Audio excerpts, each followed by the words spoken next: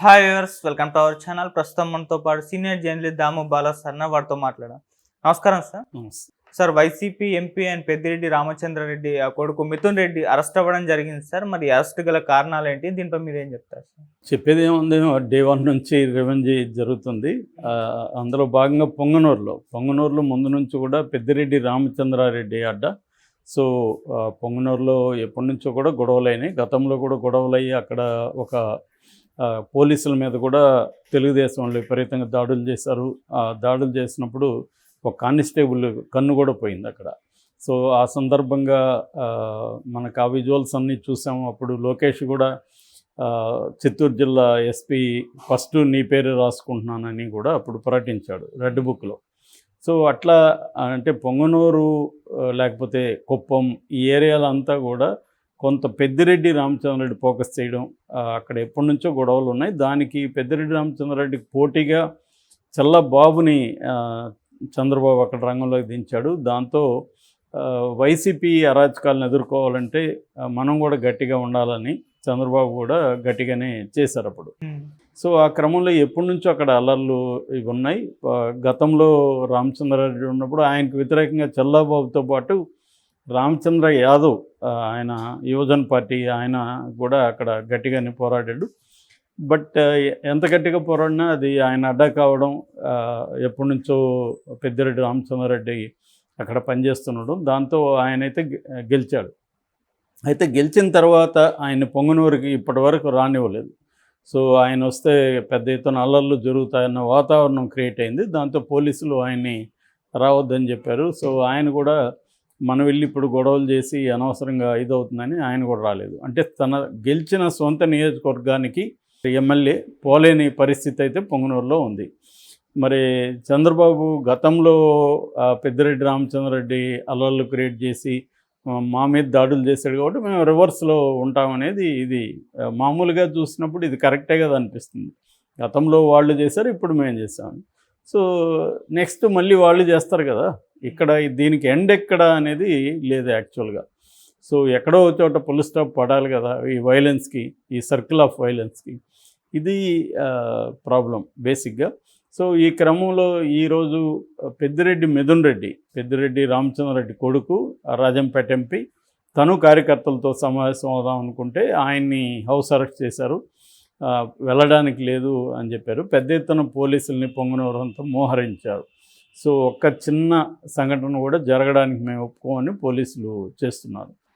మరి ఈ సిచ్యువేషన్ అంటే మా కార్యకర్తల్ని మేము కలిసే మా నియోజకవర్గానికి మేము పోకూడదా అనేది ఇప్పుడు వైసీపీ వాళ్ళు ప్రశ్నిస్తున్నారు. అది గతంలో కూడా ఇలాంటిది తెలుగుదేశం కూడా ఫేస్ చేసింది. గతంలో వైసీపీ ప్రభుత్వంలో ఉన్నప్పుడు కూడా ఇలాంటి సంఘటనలు అనేక చోట్ల జరిగాయి. దాని రివర్స్లో ఇప్పుడు జరుగుతున్నాయి. అంటే గెలిచిన 8 మంది 9 మంది ఇలా అంటే ఓవరాల్గా 11 మంది గెలిచారు కదా.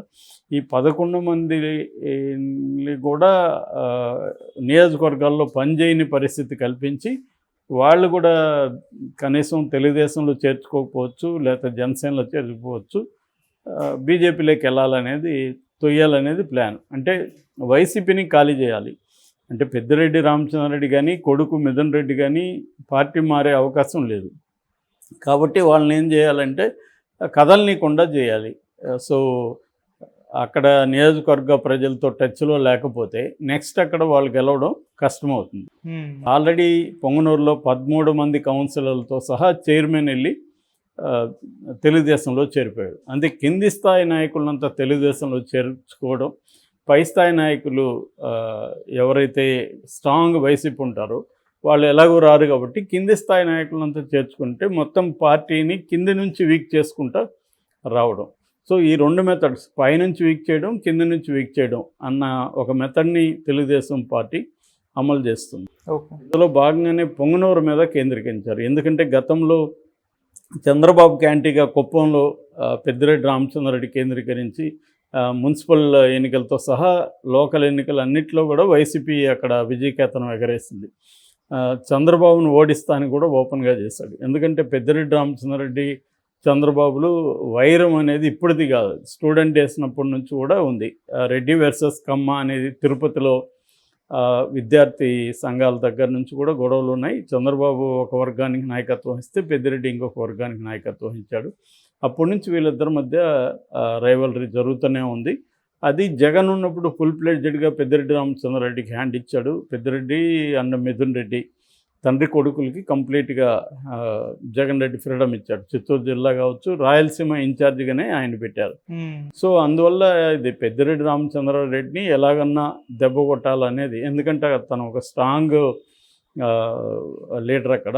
సో అతన్ని ఎలాగైనా ఈ 5 ఏళ్లలో బాగా బలహీనంగా చేసేయాలి. అంటే ఓవరాల్గా చంద్రబాబు స్ట్రాటజీ జగన్కి స్ట్రాంగ్ ఫోర్సెస్ ఎక్కడైతే ఇంకా ఉన్నారో వాళ్ళ మీద ప్రధానంగా టార్గెట్ పెట్టి వాళ్ళ మీద కేసులు పెట్టడం, వాళ్ళని ఇబ్బంది పెట్టడం, వాళ్ళ క్యాడర్ ఎవరైతే ఉన్నారో వాళ్ళందరినీ కూడా ఫోర్స్ఫుల్గా తమ పార్టీలోకి చేర్చుకోవడం.